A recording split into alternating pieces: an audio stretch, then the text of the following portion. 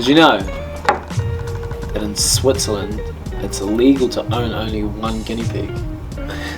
You must have at least two because they're such social animals. They'll get lonely. That makes sense. If one dies, you don't have to purchase another guinea pig, but you can rent another guinea pig until your guinea pig's life passes. It's very fair, isn't it? Yeah. And I've never been to Switzerland, so don't at me. Do they still call it Swiss cheese in Switzerland? Or they just call it cheese?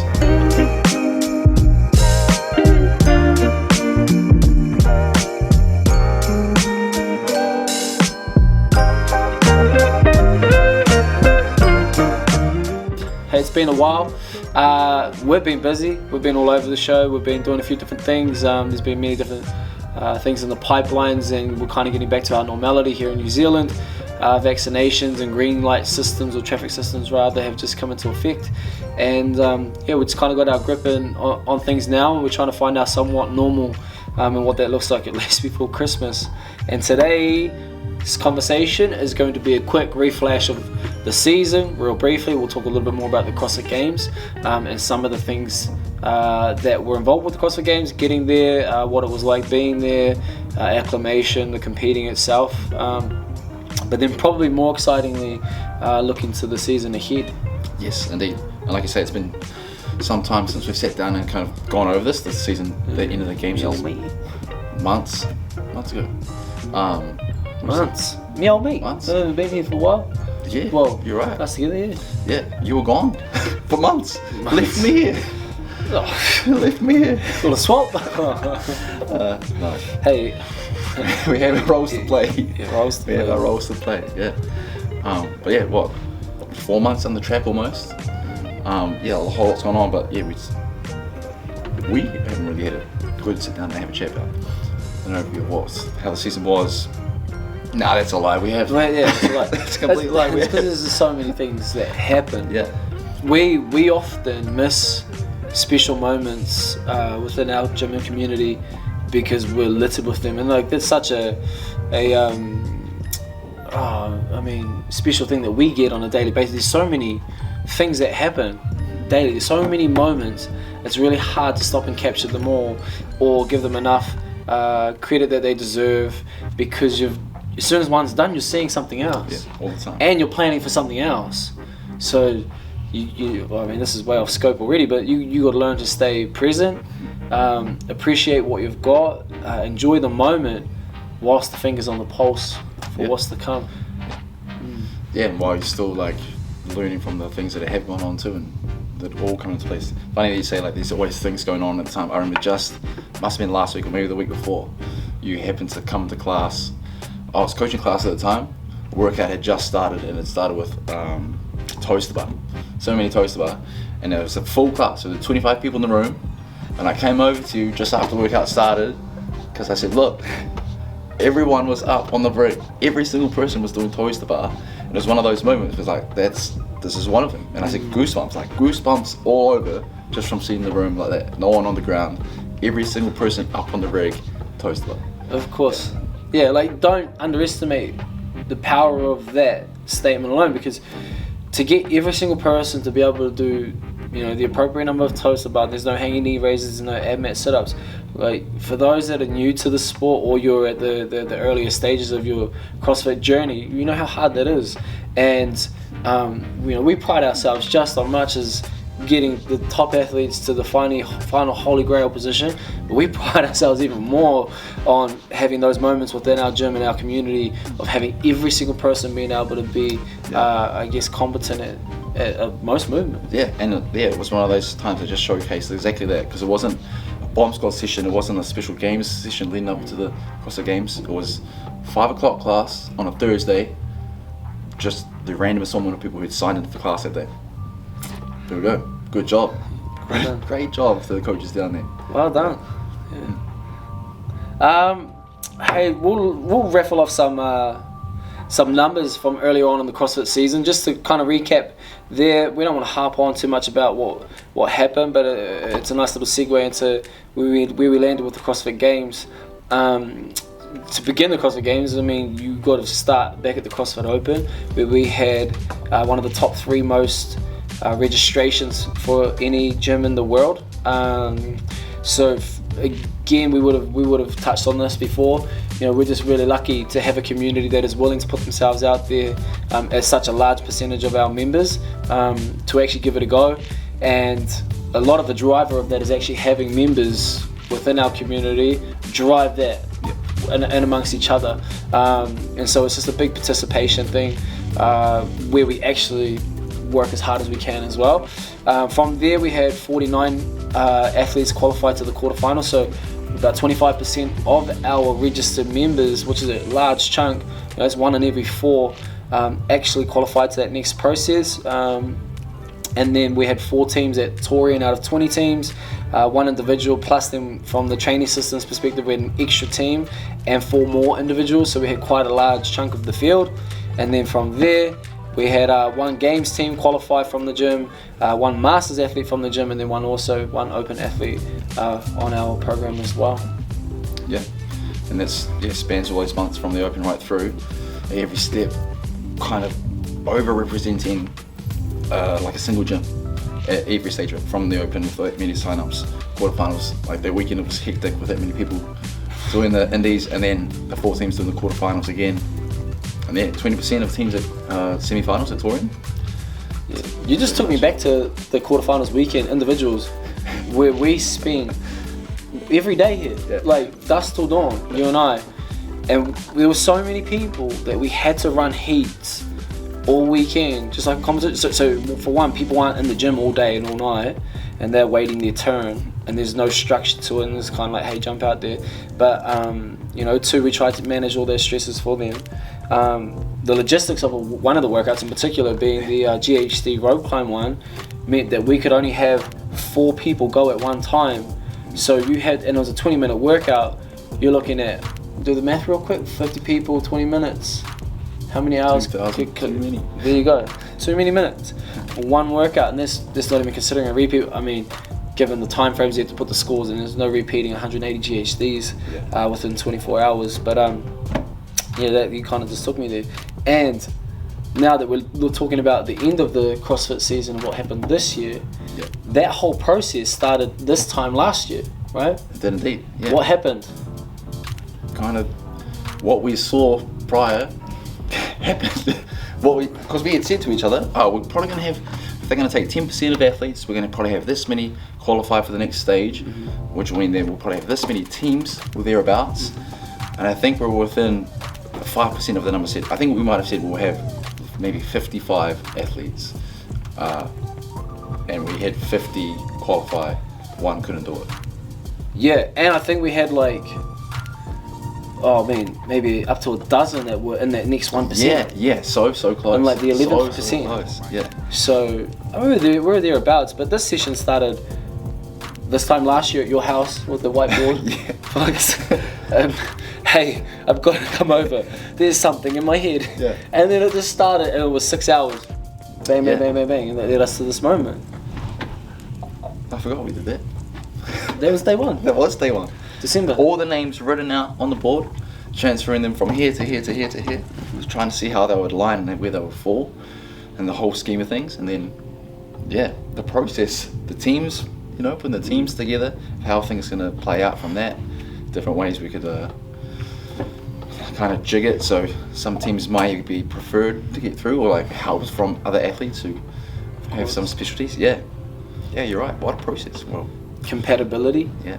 Not even just not physical like performance. Physical performance, chemistry, team chemistry, enjoyment. Enjoyment's the key factor. Yeah. Height. yeah. Sometimes things like that make the difference, right? But what an absolute process. Yeah. I think the cool thing, like if we move on to next season, when we move on to next season, and we've already done this now, is that we have all of that understanding and knowledge and tools with us, and we're only adding to that. We've actually probably put in more time now than we did last year, because it was the first time we've seen the availability of the new season, the makeup of that. We've seen it, we've taken all that knowledge, and we want to capitalize, we want to double down on that. So what we have in front of us right now is like, what feels like just a mountain of workload. It does, yeah. But you see what can come from that. Yeah, all the data and the metrics that we gained from that first day and how that kind of played out across the whole thing. Now we can tweak that now for the season coming. Yeah, it's exciting. I mean, you've done a whole lot of it already. And to see what those numbers now look like for the athletes, and then how those qualifying weekends are going to go. Again, it's like, oh, okay, we did this last time. What's it going to look like now?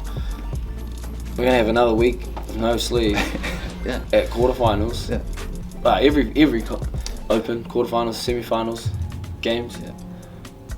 You got 4 weeks already, 5 weeks out of the year, you're not sleeping. Yeah. You know it. The games. So, for me personally, I was there. How do I start this one? A few of the obstacles, I'm not going to get into the obstacles that of like being a part of the games. I'll just quickly try and brief off a couple of those things, just so you're aware of not even just like the training stresses that go into it, but the external factors that come into this. CrossFit is it's not a paid sport, so you're still doing this off the back of your own income, and the amount of time that's required to train, counteracts the two. But the things you're kind of combating, flights, getting vaccinated at the time, which wasn't an easy process. It wasn't just a walk in and get vaccinated. You had to wait on a roll call type situation or get a special exemption. MIQ, so booking a spot in the facility so you could actually come home, and those dates weren't available to the ones that would be suited to you. Coordinating flights, accommodation and travel plans, finances and hidden costs, programming and training whilst you were going to be wherever you were, travel adjustment to time zones, mitigating stresses. There was so many things that you have to consider and juggle to have a successful CrossFit Games, coming from where we had to come from to the games. And I can only imagine this for many of the other games athletes, but it's just a huge take-home factor. And I know that once the world settles down with COVID, a lot of those things won't be there, especially for us like long distance travelers, and we definitely know that other people had it worse than us as well. Yeah, of course. Yeah, and it's all those things that you have to deal with, kind of prepare for, on top of what the athletes are already trying to prepare for the games. They're still trying to stay on top of their training, their nutrition, and their recovery, and their sleep, and still trying to manage their relationships with friends and partners at home, and whatever's happening at work. And all of this kind of like, here you go, dump it here at the same time. So whilst the biggest stress is, how am I going to perform when I know I have to die to do great? And it's not just die, then you have to die every day to get to this point so you can show how much you can die. It's our sport. Who's willing to die the most? And then do it again 10 minutes later. What a game. It's an interesting one. What was it like for you being a coach back home? There's quite a few factors to it. While you guys were actually gone, and because there was quite a time before the games that you had left, and there was that build up to it, there's a whole lot of, communication is always going to happen, whether like I was there as well or not, but just like between you and I, between the athletes and I at the same time. But then also a whole lot of communication between like the group of you that were away, and then everybody here. It was like so invested in just wanting to know everything about what's happening all the time, where they're at, what they're up to, who they've seen, like how are they feeling always. And then because they have their own individual relationships with the athletes, like the members here do, they're kind of talking as well and know that, his back's feeling like this today, this person's like here, what's happening there. So it's kind of it wasn't judgment, but just the environment just changed, because now all of a sudden the team and Tessa and yourself who were gone, who everyone has just been kind of following and watching and encouraging and supporting the whole time. They're like, oh, it's getting close for us too. It's getting close for us too. It's like our time as well. Like game day is coming for us. And when the game started, it was exactly like that. There would be groups of people meeting up in the middle of the night to watch it when it started in the morning for you. We'd come to training at 5:30, first classes, and we'd do the session, put the live stream on. And when the team come up, like everything would stop. They'd come running over to the screen and I'd watch it. Yeah, it was great. Everyone was just loving it the whole time.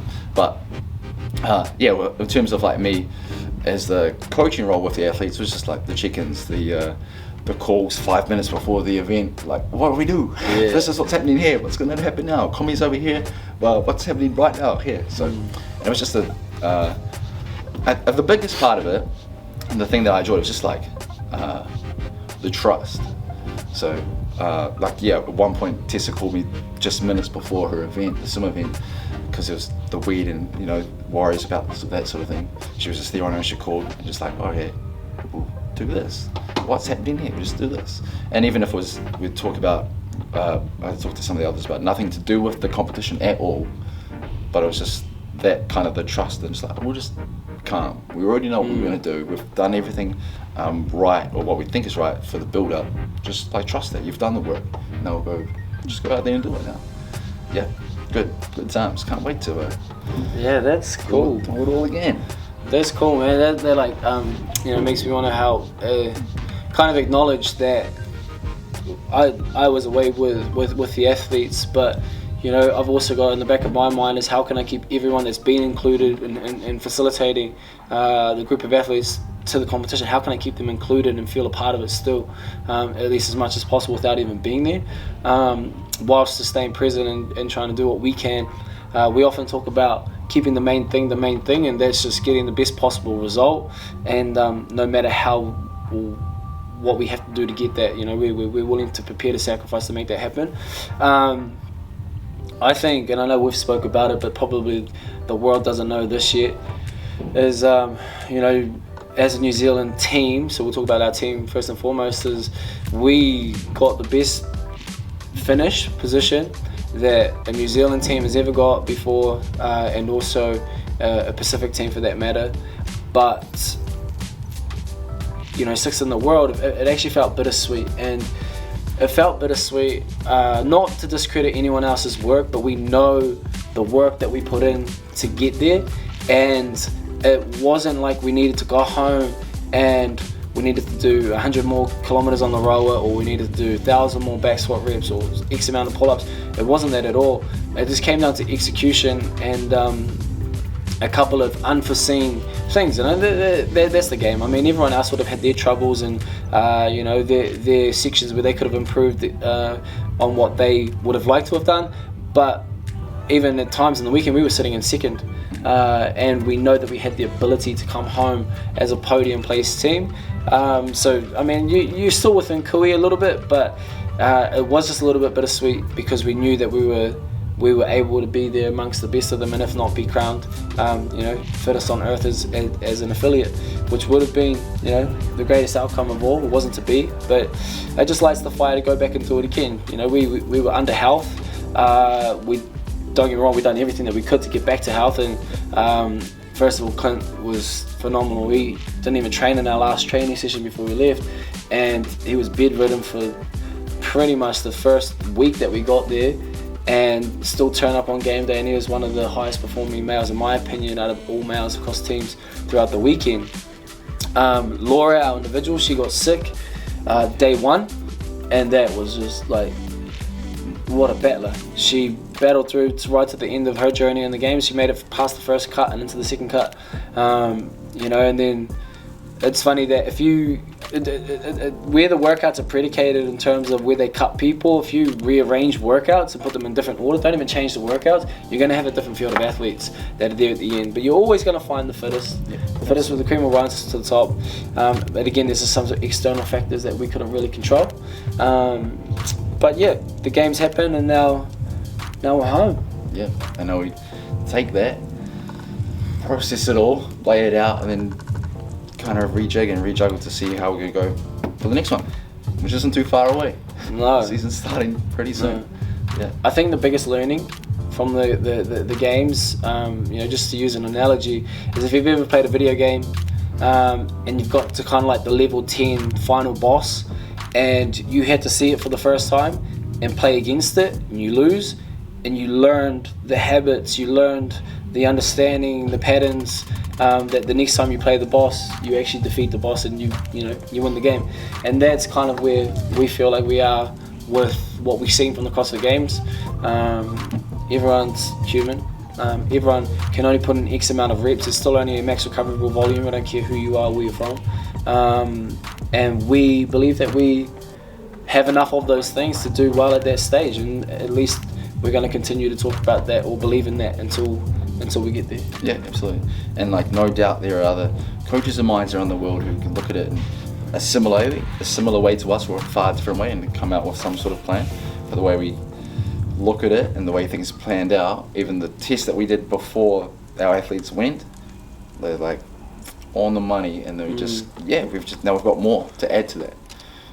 This time last year when we were doing it was all obviously before we'd gone to the games at all, and then the result from that, you can see everything. You see what people are capable of, see what they need to be capable of, know what our athletes can do now already, and where they need to look a little more, where they need to look a little bit more here, and just tweak it as we go.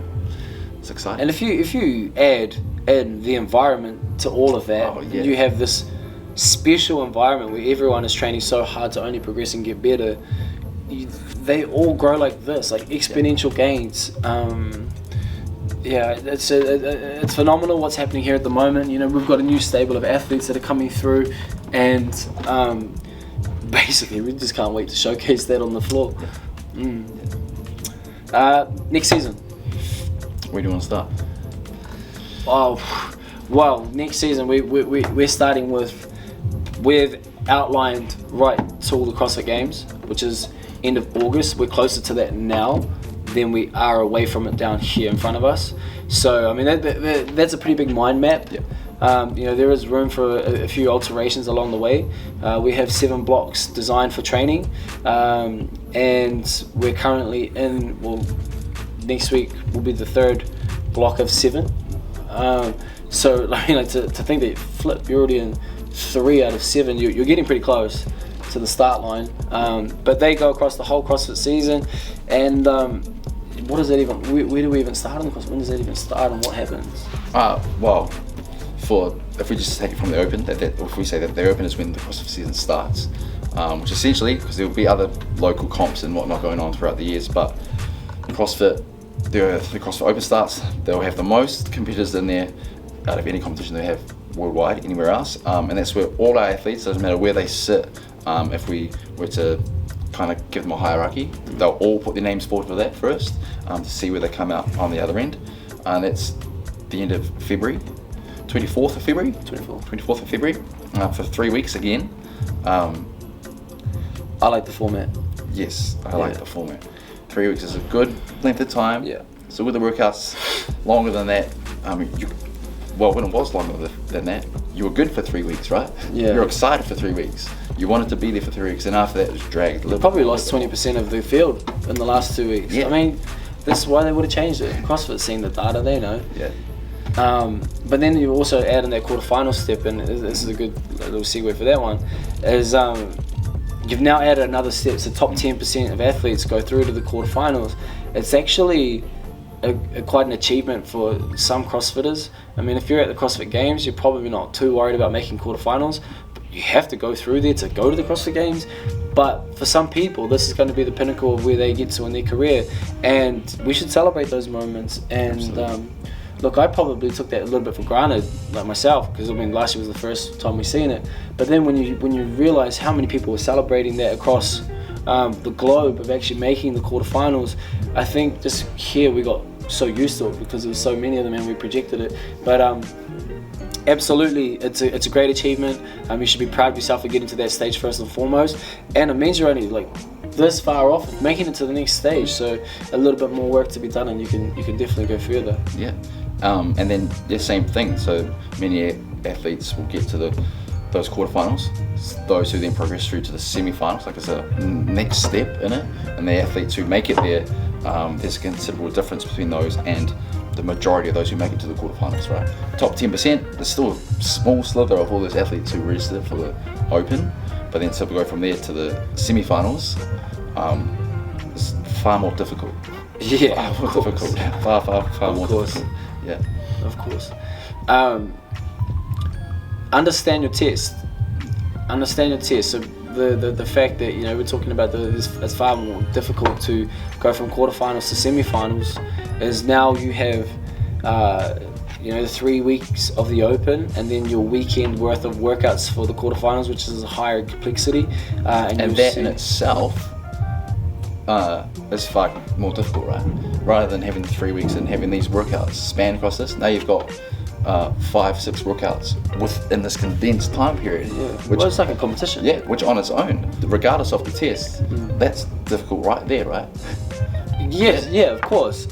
Like, you're thinking about when are you going to do the workouts, you're thinking about your nutrition timing, sleeping, stresses, getting time off work because one of those days falls on a work day, maybe even 2 of them. I think the Friday and the Monday. Yes, yeah, it did for us. So I mean, there's just so many things to juggle. You really are getting given, a really high quality online competition within your own gym. And the workouts, again, the density of what you see, the movement patterns come through. I mean, 180 GHDs in a qualifying competition is the first time we'd seen that kind of level of or standard of movement, and it definitely bottlenecked a lot of people and showed who works on them and who doesn't. And like clever placement of where that workout was in the scheme, as in you're going to be hurting after, especially if you're someone who hasn't been exposed to that movement very much, and to have it so soon, like at the front end of the weekend, you're going to feel it on the other one. So if it was the last workout, it would have helped a whole lot of athletes. I'm sure they could have got better scores than the ones preceding it, but because of where it was, it means that ones after that definitely would have suffered some. For a lot of athletes, I would expect. Oh, of course. Like, there would have been so many midlines and hip flexors and psoas damaged from not just the GHDs, but the combination of pistols and then the leg lifting on the rope climbs that you would have felt the effects of those during the row and the wall ball and the snatch. So, good placement of work. I couldn't fault the quarterfinals. Yeah. I thought it was really well programmed. I won't say other than, I'm just the thing that we had to face was the logistics of getting that many people through in a space, but they didn't assume that amount of people were going to qualify from one gym and look at the logistics of their gym. They don't think about that. They just want to give a workout.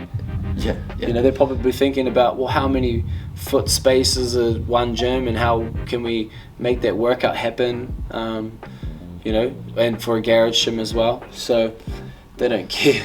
Well, no, they can't, right? Otherwise the list of factors that they have to consider will be so long. If we've all of a sudden just gone from sitting here to here, we're sorry, I apologise. Yeah. Camera cut out, but we're back at it, refreshed, ready to talk about where we left off. Where we think we left off. We're going to start. We talked for 2 more hours. Quality content that no one's going to see. We solved the world's problems in those 2 hours. Yeah. But now we're here. It's all good. Solve them again. Yeah. So next season. This is all about next season. We've gone through the Open, quarterfinals, semi-finals, and the game somewhat. But now next season, tell us.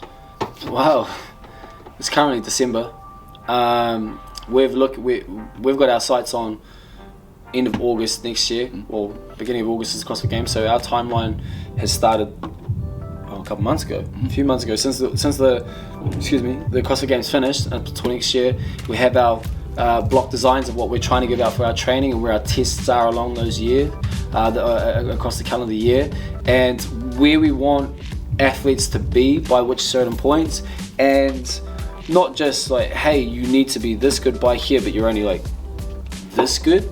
It's a pretty impossible jump, but making it relevant to who they are and helping those athletes understand what they can achieve in those time frames from where they currently are situated, and hopefully there's a spot along the way that they find that they can achieve, whether that be the quarterfinals, the semi-finals, the CrossFit Games, or whichever type of competition that has a significant meaning to them.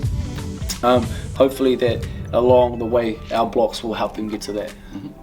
How do we organise the blocks, the makeup of them, like the duration of each one, what's consistent, like involved in each of those as they pan out? That's a great question.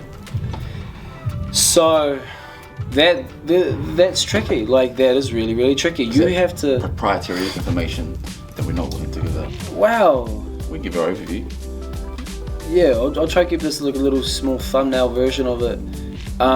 Because it probably is a little bit of the secret sauce. you have to just understand the tests, and you have to understand what time frames you need to get good at certain things, and you need to understand when you need to be good at certain things and how you can maintain certain things whilst working on something else, what's transferable, what's a direct opposite end of the spectrum to something versus something like running a 5k versus back squatting 250 kilos is going to be two different types of training. CrossFit's about finding that happy middle ground, but you need to be building both in further directions. But your directions are actually like a universal map like this, because there's so many different things on the radar, so you figure out where the tests are, you figure out the important times of the year. For us, we even added in one there's a block that's just dedicated to the jolly season, which is the one that's coming up that will begin next week, block 3. So we're fighting calorie balance, calories in, calories out. We don't want people to not enjoy themselves. There's a different few facets of training that people can scope through their day. You will have the option to do all of your training. You'll have the option to do one or the other, and it's kind of like minimal equipment focused stuff. And some people tend to travel and spend family time, and they're out of town, and so it's hard for them to train. And just as a conscious knowing, if you're not ticking a box, you feel really upset about yourself. So if you can provide less boxes to tick and make it more appropriate, then you're going to keep the athlete interested. And it's really, really hard to just lift heavy all the time whilst drinking alcohol and eating bad foods, because that's not doing the right things to recover. So you're actually doubling down on the recovery time of doing that. It's almost null and void of what you're actually trying to do. So you don't get strong by the act of lifting heavy things, you get strong by recovering from the act of lifting heavy things. And if you're not doing those things, you're staying up all night, you're partying, you're eating bad, and you're making poor decisions in terms of performance, then it's likely not going to happen. However, it's actually not as hard to turn up and run for 40-60 minutes the next day and sweat it out and still be okay and still keep your body composition down and fighting off those calories. So I mean, there's just an element of something like that, and to understand where you can be as a programmer to help facilitate not only competitions but lifestyles and times across the calendar year that will all keep your athletes engaged is very, very important. And the opposite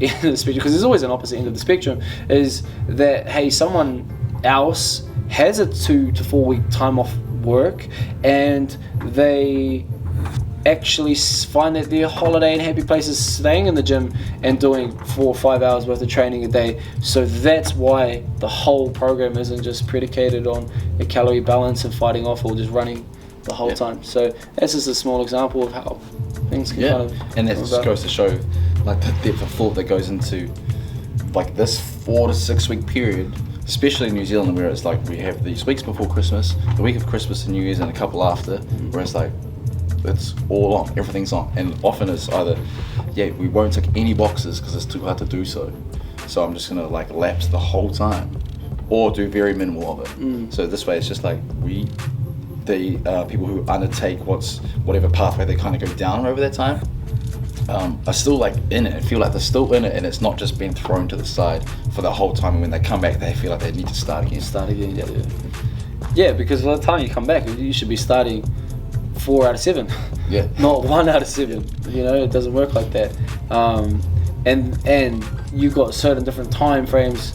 Let's say, I'll just take one movement for example. If you're not adept at GHD sit-ups, and there was 180 given to us in the quarterfinals this year, that wasn't the only movement. There was a limitation. Any one of those 3 movements could be limiting factors for any different athlete. But let's say you've never even experienced GHD sit-ups before, and you feel them after 50 the next day. That's gonna put a hindrance on your training for 2 or 3 days, even just your general living. So you've got to get that dosage up to another 130 and be okay with that. So, some people are building from 50 to 70 to 80 to 90 to 95 to 100 to 103 to, the point of diminishing returns at that point. But you have that whole time period to build those things. and so it should be given in glimpses and just referenced and checked on, where is it at. But you know that one thing's going to trump everything else, and that's capacity and intensity and output. So you need to keep a finger on the pulse, build the foundations that you need, but still the one main thing, it may not be every day, but you need to know how to hurt constantly throughout, and giving it in different formats, different just little iterations of those things. Yeah. And then kind of building on that, and if you're an athlete looking across the season, how are you going to kind of like consider that a successful one? Well, from your build up, and then from the back end once it's completed, at what point like this is where like maybe I plan to be, or how do I consider that a successful season? First of all, effort matters. Effort is probably the biggest indication of success. If you had nothing more to give, then based on like I gave everything in the build-up process as well, then that's probably all you can ask for. You know, the results will take care of itself. But one thing you can never control is what someone else is doing. And so if the whole field are doing every single rep that you do as well, then theoretically it should move in the same direction. You know, and if you all weighed the same, ate the same, slept the same, and you did the same repetitions, nothing should really change. But your hope is that you're putting in the right amount of work that's specific to you and your needs, and that other people, you don't wish bad on anyone else, but they may just not be doing what they need to on a daily basis, and then that's how you'll continue to go forward. But you can only focus on what you can control. Yes, a big indication for your success and happiness is going to be determined by where did I actually get in a competition on a leaderboard. But at the same time, like if you know that, let's say I go to the competition versus you, and there's a 100-meter swim, and you swim and beat me, but I PR'd my swim by 55 seconds.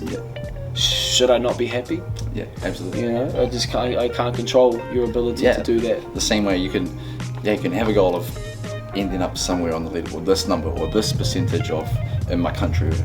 Like if you go to a weightlifting event and you make 6 out of 6 lifts and you PR every single time, but you don't make your goal of making the podium, because that's not unsuccessful, is it? Nah, not at all. And we see that every other week with members that will PR, and like you try and celebrate that with them, and then it's almost you're celebrating that for them because they're not doing it for themselves. I mean, you kind of, usher out of them, what's up? Well, wow, no, I should have got better, I should do more. Yeah. You've just done something you've never done.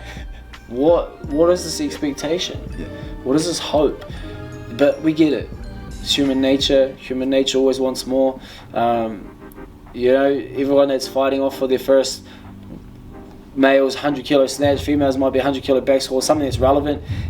You might put that snatch over your head and you thought you wanted 100 kilos, like that was your goal, and as soon as that bar is overhead, before it's touched the ground, you already want more. Absolutely. If you're not in that position yet, that's exactly, it's human nature. There's always more.